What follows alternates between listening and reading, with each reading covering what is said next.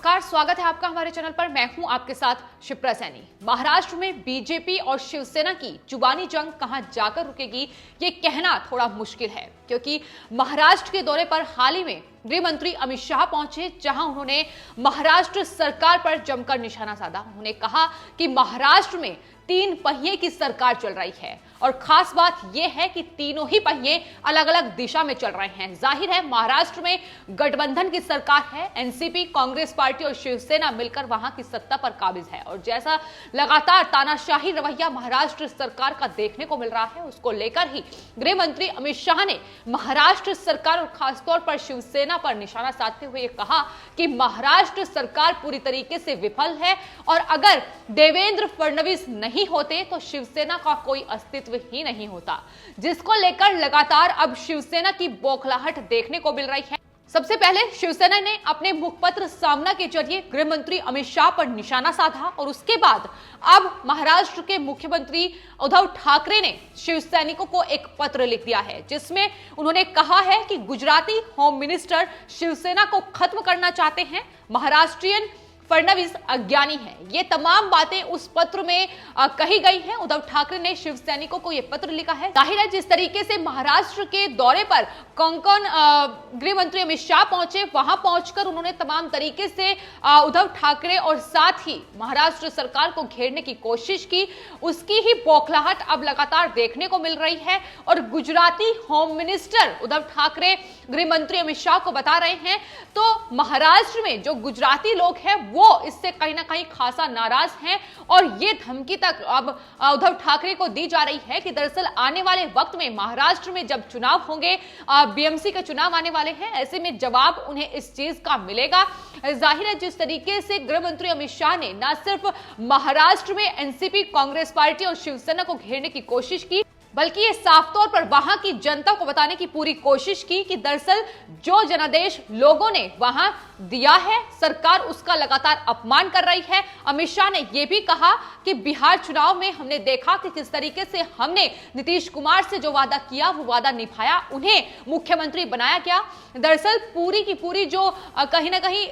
टकराव की स्थिति है महाराष्ट्र में शिवसेना और बीजेपी के बीच, वो मुख्यमंत्री पद को लेकर ही सामने आई थी कि जिस तरीके से महाराष्ट्र में विधानसभा के चुनाव हुए, लेकिन उसके बाद बीजेपी से अलग होने का फैसला शिवसेना ने किया और वहां एनसीपी और कांग्रेस के साथ मिलकर सत्ता पर काबिज हुई। लेकिन टकराव की स्थिति तीनों ही पार्टियों में देखने को मिल रही है। कभी कांग्रेस के कार्यकर्ता शिवसैनिक कार्यकर्ताओं के साथ झगड़ते नजर आते हैं, तो कभी दोनों ही पार्टियों के नेता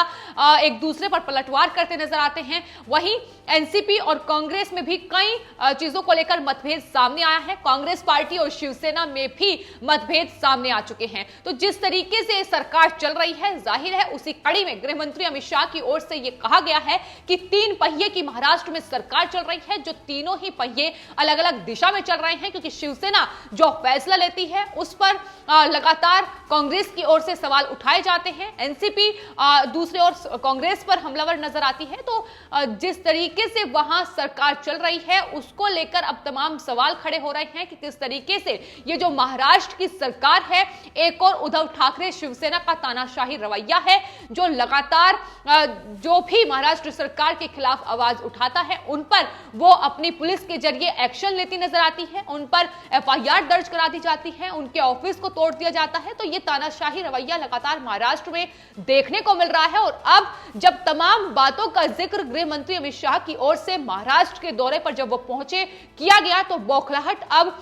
शिवसेना की अपने मुखपत्र सामना के जरिए सामने आई। शिवसेना ने गृह मंत्री अमित शाह के बयान पर पलटवार करते हुए यह कहा कि गृह मंत्री ने कोंकण की धूल में एकाएक हवाई बातें की, शिवसेना के अस्तित्व को मिटाने की बात गृह मंत्री की ओर से की गई। इसी की ही बौखलाहट है कि अब ऐसे बेबुनियाद बयान शिवसेना की तरफ से दिए जा रहे हैं, ऐसे आपत्तिजनक बयान दिए जा रहे हैं। उन्होंने कहा है कि उनकी अर्थी महाराष्ट्र ने शमशान में पहुंचाकर उनका जीते जी श्राद्ध कर दिया। तो इस तरीके से बेबुनियाद बयान शिवसेना की ओर से दिए गए गृह मंत्री अमित शाह के इस महाराष्ट्र दौरे के बाद और अब बौखलाहट इतनी ज्यादा बढ़ गई है कि महाराष्ट्र के मुख्यमंत्री उद्धव ठाकरे ने तमाम शिव सैनिकों को पत्र लिख दिया है और गुजरात का होम मिनिस्टर करार दिया है अमित शाह को, और यह कहा है कि दरअसल वो शिवसेना के अस्तित्व को खत्म करना चाहते हैं। लेकिन शिवसेना किस तरीके से महाराष्ट्र में खुद को खत्म करती जा रही है, इसकी वानगी हर रोज देखने को मिल जाती है। वो शिवसेना जो खुद को हिंदुत्व की पार्टी कहती थी, वो शिवसेना जो बाला साहेब ठाकरे की शिवसेना थी, लेकिन अब जो छवि है पूरी शिवसेना की वो बदल चुकी है। ये न सिर्फ तमाम लोग कह रहे हैं बल्कि खुद महाराष्ट्र की जनता भी इस बात को कह रही है कि दरअसल जो महाराष्ट्र के मुख्यमंत्री उद्धव ठाकरे ये आरोप लगा रहे हैं कि बीजेपी अब शिवसेना को अस्तित्व को खत्म करना चाहती है। दरअसल सच्चाई ये है कि महाराष्ट्र में खुद उद्धव ठाकरे अब शिवसेना को खत्म करने में लगे हुए हैं, क्योंकि शिवसेना नहीं अब सोनिया सेना हो गई है। ये तमाम लोगों के बयान सामने आ रहे हैं। जिस तरीके से कांग्रेस पार्टी के साथ मिलकर शिवसेना वहां की सत्ता पर काबिज है, ऐसे में तमाम ऐसे बयान शिवसेना की तरफ से सामने आए हैं, तमाम ऐसे कार्य उनके द्वारा किए गए हैं जो ये बताते हैं किस तरीके से एनसीपी और कांग्रेस की भाषा अब शिवसेना बोलती नजर आ रही है। आपको बता दें, गृह मंत्री अमित शाह ने भी अपने महाराष्ट्र के दौरे पर इस बात का जिक्र किया था कि पूरी की पूरी जो शिवसेना है वो बदल चुकी है, क्योंकि सीएम उद्धव ठाकरे पर निशाना साधते हुए गृह मंत्री ने यह कहा कि उन्होंने ना तो 370 अनुच्छेद जो जम्मू कश्मीर से हटाई गई उसका खुले दिल से स्वागत किया, ना ही राम मंदिर का स्वागत जो फैसला लिया गया उसका स्वागत किया। उस पर लोगों को भ्रमित करने का काम लगातार शिवसेना की ओर से जारी रहा। ऐसे बयान सामने आए जो बताते हैं कि शिवसेना की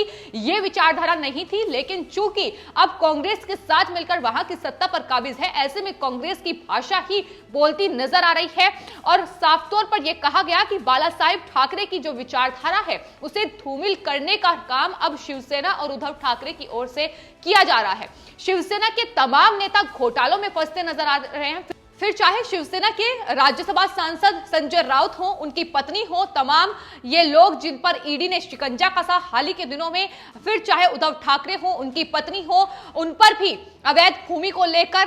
लगातार उनकी भी जांच जारी है, तो लगातार वो फंसते नजर आ रहे हैं। पूरी की पूरी शिवसेना कहीं ना कहीं भ्रष्टाचार में लिप्त हो चुकी है और ये शिवसेना की बौखलाहट इतनी ज्यादा बढ़ गई है कि अगर देश की कोई भी राष्ट्रीय एजेंसी इन पर जांच बैठाती है तो उस पर भी ये शक करते हैं, उसको लेकर ये केंद्र सरकार को घेरते नजर आते हैं कि दरअसल केंद्र सरकार के इशारे पर ये तमाम कार्य हो रहे हैं, तमाम जांच की जा रही है। वहीं एनसीबी अगर महाराष्ट्र में बॉलीवुड में ड्रग्स को लेकर जांच करती है, उस पर ये लोग निशाना साधते हैं, तो जो भी महाराष्ट्र सरकार के खिलाफ आवाज उठाता है उसको लेकर उनकी बौखलाहट साफ तौर पर देखने को मिलती है। और अब गृह मंत्री अमित शाह के द्वारा इन तमाम बातों का जिक्र किया गया, तो जाहिर है उनके बयान आने लाजमी थे और इसी कड़ी में बौखलाहट निकलकर सामने आई। जिस तरीके से मुखपत्र सामना के जरिए महाराष्ट्र में शिवसेना लगातार बीजेपी और तमाम मुद्दों को लेकर अपनी राय रखती है, लगातार हमलावर ही नजर आती है। यह भी हमने देखा है कि शिवसेना न सिर्फ सामना मुखपत्र के जरिए अब बीजेपी और गृह मंत्री अमित शाह पर निशाना साध रही है, बल्कि इससे पहले कांग्रेस पार्टी से लेकर पश्चिम बंगाल और साथ ही एनसीपी तक वो तमाम लोगों को अपना निशाना बना चुकी है। तो जिसके साथ मिलकर वो सत्ता पर काबिज है उसे भी वो उसी मुखपत्र सामना के जरिए घेरती नजर आई थी। कांग्रेस पार्टी पर उन्होंने तमाम आरोप मढ़े थे कि किस तरीके से कांग्रेस पार्टी पूरी तरीके से अब मिट्टी में मिल चुकी है। कांग्रेस पार्टी के अध्यक्ष को लेकर उन्होंने सवाल खड़े किए थे, यूपीए के अध्यक्ष को लेकर सवाल खड़े कर चुकी है। तो इस तरीके से शिवसेना इस मुखपत्र सामना के जरिए सिर्फ और सिर्फ अपनी मनमानी करती नजर आती है और तमाम ऐसे बेबुनियाद बयान, तमाम ऐसे बेबुनियाद आरोप मरती नजर आती है जिसका कोई अस्तित्व नहीं है। तो एक बार फिर से उन्होंने गृह मंत्री अमित शाह पर भी ये आरोप तमाम मढ़े हैं, लेकिन गृह मंत्री ने दो टूक महाराष्ट्र में संबोधित करते हुए यह कहा कि 3 पहियों की सरकार चल रही है और तीनों ही पहिए अलग अलग दिशा में हैं। जिस तरीके से अब उद्धव ठाकरे को शिवसेना का अस्तित्व महाराष्ट्र में खत्म होता नजर आ रहा है, दरअसल वो खुद शिवसेना अपने पैरों पर कुल्हाड़ी मारने का काम महाराष्ट्र में कर रही है। इसकी वानगी हर रोज उनके अलग अलग कारनामों से देखने को मिल जाती है। वहीं दूसरी ओर अजीत पवार ने मीडिया से बातचीत करते हुए एक बड़ा बयान दिया है। उन्होंने कहा है कि जो पार्टियां हार जाती हैं वो ईवीएम को दोष देती हैं, लेकिन उन्होंने ये भी साथ में कहा है कि 12 जगहों पर ईवीएम से महाराष्ट्र में चुनाव होने जा रहे हैं। इसको लेकर अब कयास ये लगाए जा रहे हैं कि दरअसल जो शिवसेना अब अपनी कैबिनेट में ये फैसला कर चुकी है कि बैलेट पेपर पर चुनाव होंगे, लेकिन वहीं कांग्रेस पार्टी से ये अजीत पवार वहां के उप मुख्यमंत्री हैं और अब इनका ये बयान सामने आया है। तो जिस तरीके से टकराव की स्थिति की हम बात पहले भी कर चुके हैं कि महाराष्ट्र में भले ही तीनों पार्टियां मिलकर सत्ता पर काबिज हों, लेकिन टकराव की स्थिति वक्त वक्त पर देखी गई है कि किस तरीके से जो शिवसेना फैसले लेती है वो कांग्रेस पार्टी को रास नहीं आता है, वो एनसीपी को कभी रास नहीं आता है। और अब जो उनके बयान सामने आ रहे हैं, जो फैसला ईवीएम को लेकर या फिर बैलेट पेपर को लेकर लेना है, उस पर भी अब ये अलग अलग बयान सामने आ रहे हैं। तो जाहिर है टकराव की स्थिति महाराष्ट्र में इन तीनों ही पार्टियों के बीच लगातार देखी गई है कि किस तरीके से अपने ही फैसले पर ये एकजुट नहीं हो पा रहे हैं। तो आखिर ये महाराष्ट्र में सरकार कैसे चलाएंगे, ये सबसे बड़ा सवाल है। और इसी कड़ी में गृह मंत्री अमित शाह ने भी महाराष्ट्र सरकार पर यह ताबड़तोड़ हमला किया था, जिसकी अब बौखलाहट उद्धव ठाकरे सामना मुखपत्र के जरिए और साथ ही अब इन तमाम अपने शिव सैनिकों को जो नोटिस उन्होंने थमाया है उसके जरिए दिखा रहे हैं। फिलहाल आपकी इस पूरे मामले पर क्या राय है, हमें कमेंट बॉक्स में जरूर लिखें और चैनल को सब्सक्राइब करें। धन्यवाद।